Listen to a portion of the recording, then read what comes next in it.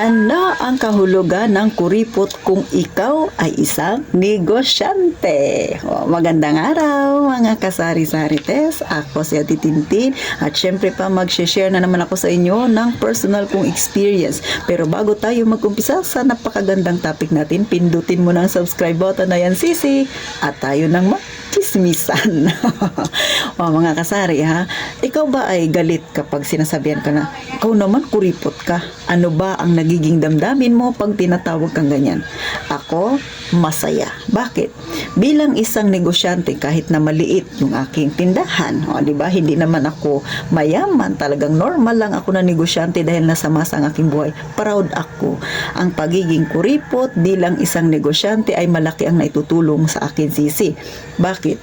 Di ba? Pagka tayo siguro nasasabihan nila tayo ng kuripot kasi may mga time na niyayaya nila tayo, yung mga kaibigan natin nagyayaya na pumunta sa ganito, pero ikaw ang dahilan mo, ay hindi ako pwede, sisi, magbabantay ako ng tindahan ko, sayang yung benta.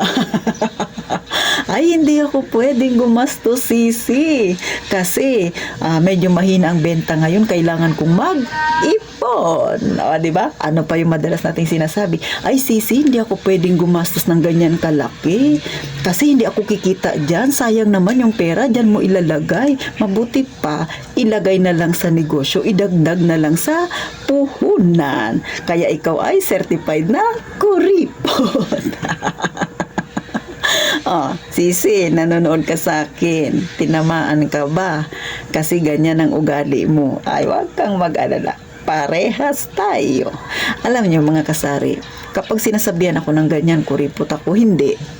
Totoong kuripot ako, pero ang ibig sabihin ng pagiging kuripot, pag ikaw ay negosyante, ikaw ay isang practical. Bakit? Mas inuuna mo yung negosyo mo kesa sa gumastos ka. Mas iniisip mo yung pangangailangan mo kesa sa mga luho lang na hindi ka naman kikita. Diba? Minsan nga, meron tayong iniipon na pera kasi balak natin bumili ng ganito. Pero pag dumating na tayo dun sa lugar na yun, dumating na yung araw natin na yun na bibili tayo ng para sa atin, hindi natin magawa. Bakit? Iniisip natin, kikita ba ako? Pag ito ba binili ko, ano kayang mangyayari? Gagastos lang ako. O pag gumastos ako, sayang ang pera. So, minsan, nandun na tayo sa puntong bibili pero nagbaback out pa tayo. Ikaw ba ay ganyan? Tinamaan ka ba? Kay si Ate Tintin, ganyan man. Magbabayad ka na lang pero minsan binibitawan mo pa yung daladala mo kasi iniisip mo, parang meron pa ako nito parang pwede ko pang pagtiyagaan ito bakit ba ako bibili nito? Hindi ko pa naman siya kailangan. Bibili na lang muna ako ng paninda ko. Nangyari na ba yan sa'yo, sisi? Di ba may mga time gusto mong bumili ng pantalon, gusto mong bumili ng damit, tapos nung bibili ka na, naisip mo, ay wala na pala akong panindang bigas. Di ba? Umaalis ka doon, pupunta ka ng grocery kasi naalala mo, yung ipambibili mo sana ng pangsarili mo dahil inipon mo yun, ay hindi mo ginawa. Bakit? Ibinili mo ng iyong paninda. Ay bakit ba nagkaganon? Ay syempre, mas naisip mo, mas kailangan ito ng iyong tindahan, ng iyong negosyo, mas kikita ka. Dahil kung ibibili mo ito ng luho mo, pang sarili mo, ay gagastos ka lang. At iniisip mo rin, meron ka pa namang pwedeng pagtiyagaan. Ganyan ka ba? Ikaw ay certified na kuripot. Alam niyo mga kasari, nakakatuwa itong ganitong usapan natin. Minsan, meron tayong ginagawa na akala ng iba ay kuripot talaga tayo, pero hindi. Tayo ay nagiging practical. Tayo ay nagiging makatotohanan lang sa buhay natin. Lalo na sa mga naka-experience dyan ng pinagdaanan talaga na hirap. Kaya nagiging ganun sila sa pera. Kasi, aminin natin at sa hindi madaling kitain ng pera.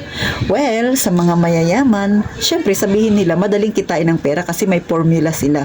Pero sa ating mga mahihirap, nasa mas ang pamumuhay, lagi nating sinasabi, mahirap kitain ang pera, kaya kailangan gastusin ito sa tama.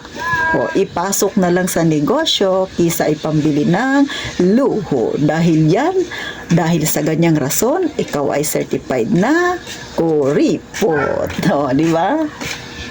At syempre pa, mga kasari, alam ko, hindi lang yan yung mga ginagawa ng iba. Yung iba talaga sobrang nagtitipid, hindi dahil sa wala na silang pera. Nagtitipid sila dahil ayaw nilang maulit yung pinagdaanan nilang hirap, which is nakakuha sila ng aral. Kaya yung iba nagka-idea na eto yung gagawin ko ngayon dahil ayoko nang mangyaring muli yung naranasan ko nung mga nakaraan. O kaya naman iniisip ng iba, paano kung mangyari ito ulit?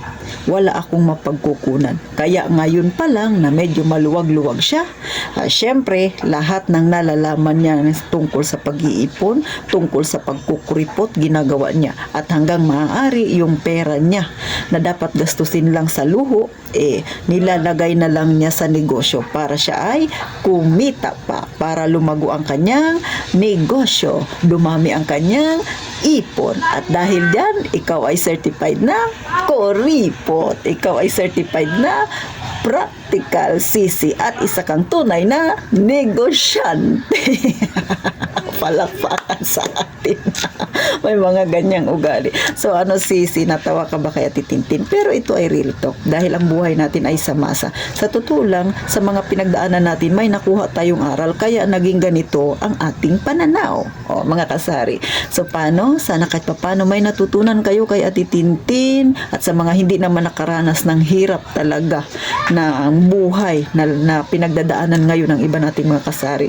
Ay sana wag kayong dumating sa ganong sitwasyon bago nyo maiisip na maging isang certified na kuripot, mga kasari. So paano, hanggang dito na lang mga kasari at sana isuportahan naman ninyo ang Ate Tintin. At syempre pa, kagaya nga ng palagi kong sinasabi mga kasari, mag-iingat tayong lahat palagi mga kasari.